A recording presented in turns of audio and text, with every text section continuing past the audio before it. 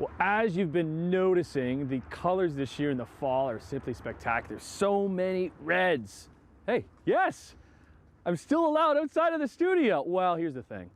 I only get out of the studio for certain people.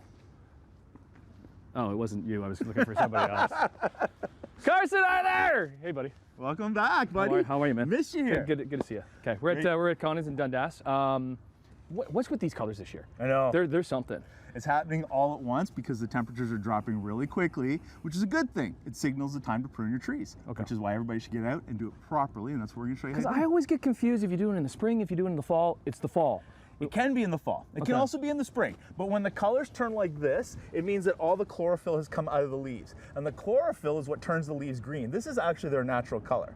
When they look green, it means it's full of chlorophyll. When the chlorophyll comes out and goes down into the trunk, into the roots, it's a great time to prune because all the energy is now into the roots of the trees. So if your trees have changed color, and this goes for shrubs, anything deciduous like this, where the colors are really happening because of the nighttime temperatures, great to prune. But there's some things you need to look for. So there's a few things. So let's take a look at this tree here.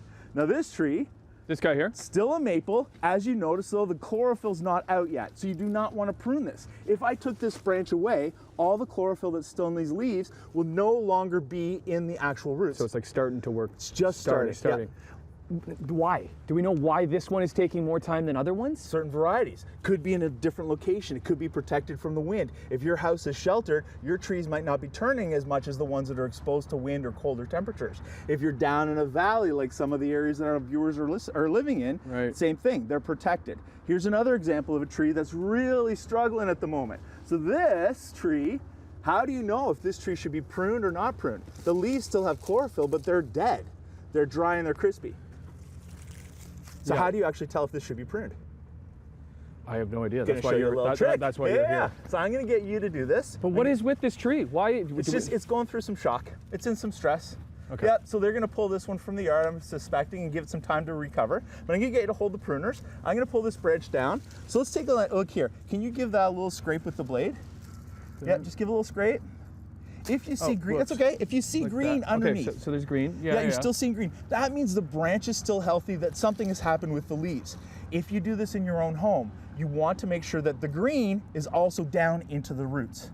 Okay, so even the green in the branch, that's the chlorophyll traveling from the leaves down into the actual stem and into the roots of the tree. So take a look for green either in the leaves or in the stem before you do any type of pruning. Then there's 4 things that we're going to show everybody a little bit later on. Okay, so we're gonna still work with the pruning. So a little tease. That's why this is your TV guy. You know to do the teases. We'll do that. We're at Connors in Dundas. Carson Arthur, getting your yard ready for fall and winter on Morning Live.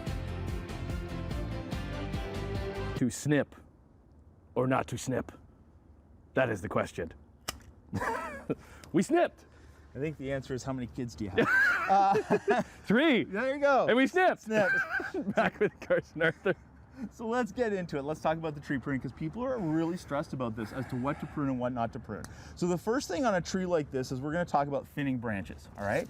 When you're trying to keep your tree healthy, branches like this, you see this little clump here where the branches are all kind of knotted against each other?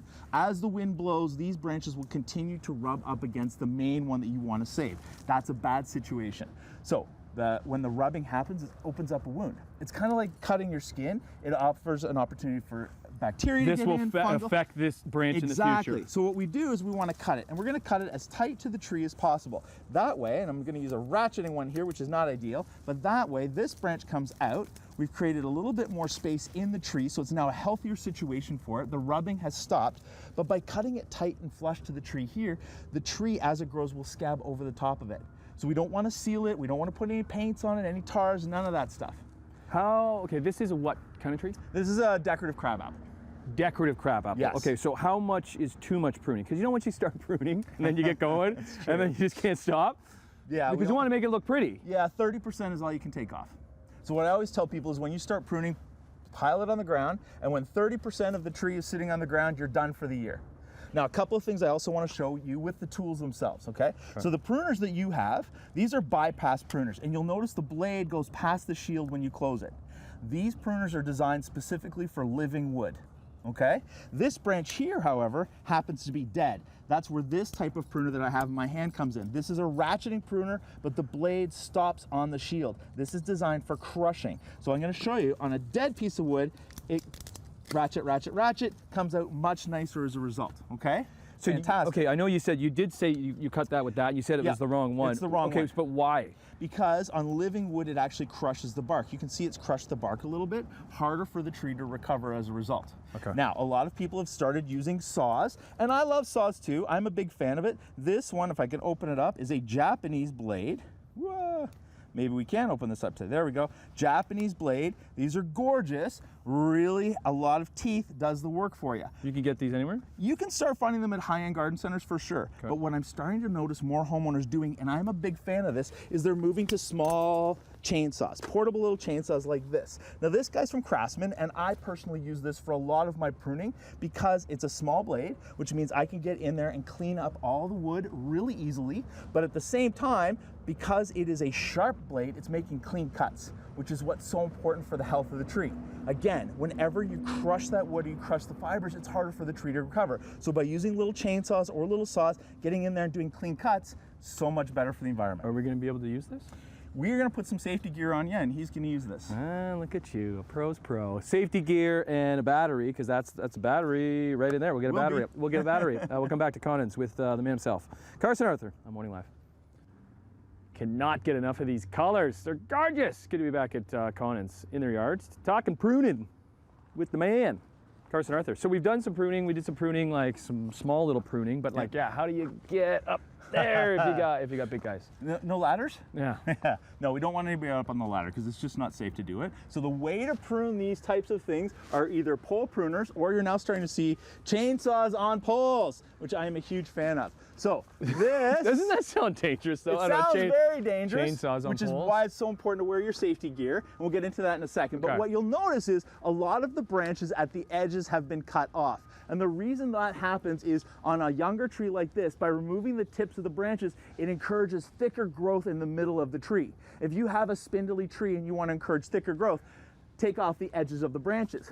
What you don't want to do though, is one of the biggest mistakes that people are doing all in our area is thinking that if they cut the top off of the tree. Yeah, because there's like a guy like this right out the top there. Like if you go all the way up and you cut the top off of the tree, it's going to lop it and encourage thicker growth in the middle. Complete myth. You do not want to do this. It is so bad for the health of the tree. What's it do? It actually causes an opening at the top of the tree where rain will go in. So the rain will rot the wood at the top much quicker. The other thing that happens at the top of the trees is there are natural hormones contained in the top of the tree, especially in pyramidal varieties, that control the growth of the side branches. If you take that out, big issue. Do not lop the top off your tree. Okay. Now we're talking about safety gear, and I want to point out a few things with these chainsaws. When you are reaching up high, there's no guards on these, so you have to be very smart about wearing gloves, wearing safety goggles. I have had hats on because the sawdust will blow back in your face. You want to be smart about it. The other thing you need to consider is your ears. While these are battery operated, they still are powerful tools, right? So you have to be smart. Even a pair of earbuds in your ears while you're doing the chainsaw, listen to some music, do whatever you want to do, but it just gives you a little extra protection. So be smart about it. We don't want anybody going into the hospital using pole pruners, but take advantage of the fact that you can get up. Yeah, like how high does that go? I can get up almost 25 feet with that. But you don't want to be stepping on a ladder. And you don't want to be on a ladder. So let's avoid the ladder. If you have to go up a ladder, it's time to bring in an arborist. But if you're at home and you want to do some home cleanup, these types of tools are fantastic for that. And Craftsman made a good one, and the battery goes with a small chainsaw back and forth between the two. Okay, we saw that chainsaw, so let's take a break and we'll go back to that chainsaw, maybe get into the evergreens. Let's do it. But this, I am listening, because this is a good time to be pruning, because the chlorophyll. Chlorophyll. I was going to say chloroform. It's chlorophyll is out of there. So now's the time to do your pruning. We'll do some of that with Carson. Good morning, Live. Oh, it's great to be out. Yes, I still get to come out of the studio and hang with my pal Carson Arthur, and we were looking at all the colorful trees and the conifers and deciduous. Deciduous. There you go. Now we're into the evergreens. Which are conifer? Can be conifers. Yep. Can be conifers? Conifers are cone-forming trees. Not all evergreens are conifers, and not all conifers are evergreens. Okay. How's that for confusing? I do take, I don't know, you know how you're supposed to like prune like 30% of the tree? I take in like 30% of the info you give me. That's about right. I don't know, 30% is still pretty good, right? So I do learn a lot. this one. Okay, so this one is not a healthy looking one. Right? Yeah. But it's totally healthy. Is it? And Okay. this is a mistake that homeowners make all the time. At this period of the year, light levels have dropped. The inner branches in here are not getting sunlight. So these needles start to turn brown. But the way to tell if your tree is healthy is on the tips of the outer branches. See that little section right there? That is called a candle. That is new growth. That is this year's new growth, and it is perfectly healthy. So what will happen with this particular tree over the next 6 months, all the needles in the inside are gonna fall down, okay? The new growth are gonna start in spring next year, and the tree's gonna get wider and wider and wider, which often causes problems for homeowners. This is why pruning evergreens now is really easy to do. Okay, so we knew about the other trees, what the color's changing, now's a good time to do it. How do we know about evergreens? Well, because the chlorophyll is still in the needles the whole time, that's why they're evergreen. Right. So but you can do this, like now's a good time? Can you do it in the middle of the summer too? you can do it now. I don't like middle of the summer, it's just Right. too hot for the trees, but Okay. now's good. These candles can be removed. So you can take that candle right off. You can actually even pinch it off sometimes because they're nice and soft wood. Ouch, That, ouch, you gotta ow, have calluses, Tim. ow! Okay. Okay, by removing the candle, that actually will encourage new growth still back at this spot next spring. So you don't hurt the tree, but you can control the shape. Another thing that people like to do is cut the lower branches off. Right, They like these see- guys, like this can go. Like this one's no Yeah, good, right? There's nothing happening on it. Nothing happening, done. it's not gonna grow. And you can clean it up a little bit from the bottom, which is what you're gonna do right now with the chainsaw. Are you ready? Okay, I'm gonna pass this to It's you. about time. We've been waiting all morning for this. So before I pass this to you, I'm gonna give you these. No, safety Yeah, stuff. safety stuff first. And of course, Ouch. goggles. You got needles.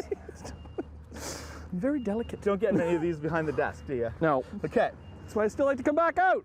So- Hey, my buddy Luke. for Okay. this little chainsaw, the safety is there, so you're gonna push that with your finger. This is already pulled back, okay? And I want you to cut tight to the tree. So we're gonna take this branch off here, cutting tight to the tree. So like in here, where are Yeah, you, bud? this is why Right you're there. wearing safety gear.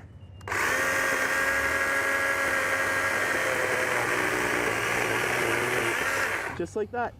Okay, tight enough? That's perfect. Now the tree will naturally be able to heal from it. You've cleaned up the dead wood, and now you've raised the bottom of the tree a little bit so you can actually get in there with a lawnmower if you want to cut the grass at the base. Right. Like all of this stuff can go? You could, all the dead branches can be removed. You just want to be smart. You don't want to take off anything living because at the same time, you've created a space now, a gap. So we got to now clean up all the other ones. We'll be putting you to work for the rest of the day here at Conan's. Okay.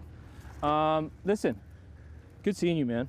Always. I don't know how many more we're going to get to do these because it's been a few years because now like I'm inside and they don't let me out as much. So I'm going to tear up. This feels like I goodbye. got tears are always good on morning TV. Thanks for all. I don't know. We did it twice a year, so hopefully we can continue to do this because we do learn a lot. That's what I'm here for. Yeah. Thanks, man. Cheers. Okay. Yeah, back to it, I guess. Get to work.